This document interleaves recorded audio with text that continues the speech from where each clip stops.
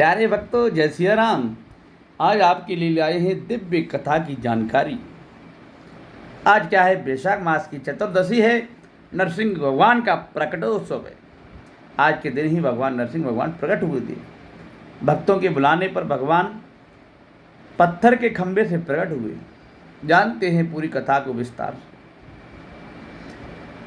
कश्यप ऋषि की कई पत्नियां थीं, 1 दर्जन से ऊपर, जिसमें एक पत्नी थी दिति, एक थी अदिति। अदिति के देवता हुए सूर्य, चंद्रमा आदि सभी देवता हुए। एवं दिति के हिरण्यकश्यप और हिरण्याक्ष नाम के 2 बड़े ही बलशाली पुत्र हुए। हिरण्याक्ष जो थे बहुत ही बलशाली थे, बहुत ही बड़े थे। उनकी लंबाई इतनी हुई, प्रकट होने के बाद में इतना बड़ा आकार लिया कि उनका स्वर्ण जो मुकुट था वो स्वर्ग की चोटी तक पहुंच जाता था, ऐसा लिखा हुआ है। उनको मारने के लिए भगवान ने वराह अवतार लिया। वराह अवतार के बाद में उनके अपने भाइयों का प्रतिशोध लेने के लिए हिरण्यकश्यप नाम का जो राक्षस था वह भी श्री हरिनारायण से बैर रखने लगा। तो उनके घर में भक्त प्रहलाद के रूप में प्रभु श्री हरि के भक्त जन्मे बचपन से श्री हरिमन नारायण नारायण जपते थे। और राक्षस की समस्त प्रजा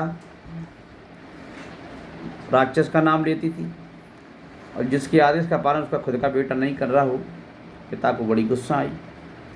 जिस पर राक्षस ने सैनिकों को आदेश दिया, जाओ, भले ही हमारा ये पुत्र है, इसको पहाड़ से फेंक दो, क्योंकि ये श्री हरि नारायण जपता है। नारायण का नाम जपेगा वो हमारा दुश्मन होगा, जो हमारा जपेगा, हमारा खाएगा, वही हमारा, बाकी सब साधु संतों सहित उसको फेंक दो। उसको राक्षस के सैनिक पहाड़ से फेंकने के लिए ले गए, लेकिन श्रीमन नारायण ने हवा में ही उसको लपक लिया और भक्त प्रहलाद को कोई हानि नहीं हुई।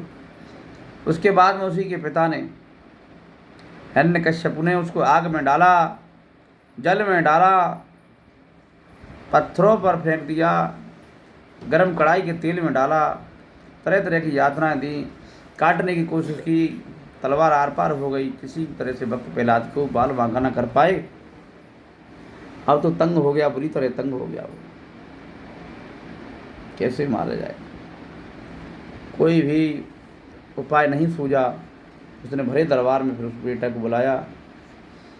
माने कि ये बता, मेरे साथ ही लीला कर रहा है, सैनिकों से तू बच गया, कहीं पहाड़ पैसे की जाए, तो भगवान नारायण ने तुझे छल करना भी सिखा दिया, अब बता तू कैसे बचेगा। तो बेटे ने कहा कि हे पिताश्री, भगवान की लीला है, उन्हीं की लीला से तुम्हें जो बाहुओं में जो बल मिला हुआ, उन्हीं का इस बल का सदुपयोग करो। क्यों हम जैसे बालकों पे अत्याचार कर रही हो, क्यों अपने पापों को बढ़ावा दे रहे हो। भगवान कड़कड़ में है, भगवान पशु में, पक्षी में, जल में, थल में, आकाश में, यहाँ तक कड़कड़ ईंट ईंट में भगवान है। उन्होंने कहा अच्छा, ईंट ईंट में भगवान है, ये खंबा लगा हुआ पत्थर का, इसमें भी भगवान है। हाँ, इसमें भी भगवान है। जैसे ही खंबा में उसने छोटा मारा, नरसिंह भगवान प्रकट हो गए। प्रकट होने का समय दोपहर के लगभग था। उसको इतनी ठुकाई लगाई दोपहर में, मतलब शाम को 4 बजे के लगभग ठुकाई लगाते लगाते 6 बज गए। 6 बजे के लगभग बीच देहरी पर उसका वध किया। और शाम को ही वध क्यों किया, क्योंकि उसने वरदान में ब्रह्मा जी से तपस्या करी थी, घोर तपस्या। ब्रह्मा जी से उसने कही कि हमको अमर कर दो। ब्रह्मा जी ने कहा अमर तो हम नहीं है, हम आयु उमर एक निश्चित। तो बिन्ने कही ठीक है, तो प्रयास वरदान दियो, ना तो हम दिन में मरे, ना रात में मरे, ना अस्त्र से मरे, ना शस्त्र में मरे, ना मनुष्य से मरे, ना दानव से, ना देवता से, किसी भी प्रकार, किसी भी वक्त हमारी सुबह ना शाम हमें कोई मृत्यु नहीं पा सके। हम बलवान हो जाएं, सभी देवताओं को हरा दें, कोई हमसे जीत ना सके। ब्रह्मा जी ने कही तथास्तु, लंका तो तुम्हारी लगी जागी। तो भैया सबसे वरदान पाकर जब मद में चूर हो गया, तो असहायों पर, गरीबों पर, संतों पर अत्याचार करने लगा। लेकिन भगवान ने उसी के घर में भक्त पैदा कर दिए। अंत में भक्त से हार के, क्योंकि भगवान भक्ति की जवान पे प्रकट हो गए कि भक्ति की जवान खाली नहीं जाएगी, हमें चाहे नरसिंह अवतार धरना करना पड़ेगा।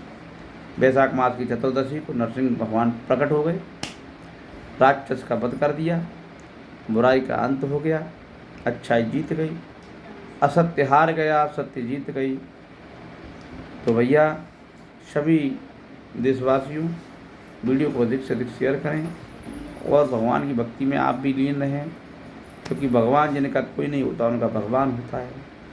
आप भी बहुत परेशान हो, आपके भी मन में चिंता सता रही है, आप भी मुझे लगता हो आप भी भगवान की शरण में हो जाओ। चाहे तुम्हें दुनिया धोखा दे जाए, लेकिन भगवान धोखा नहीं देता, समय आने पर तुम्हारा भगवान हाथ पकड़े ही देगा। तो प्यारे साथियों वीडियो को अधिक से अधिक शेयर करें, लाइक करें, सब्सक्राइब करें, कमेंट करें। जय श्री राधे।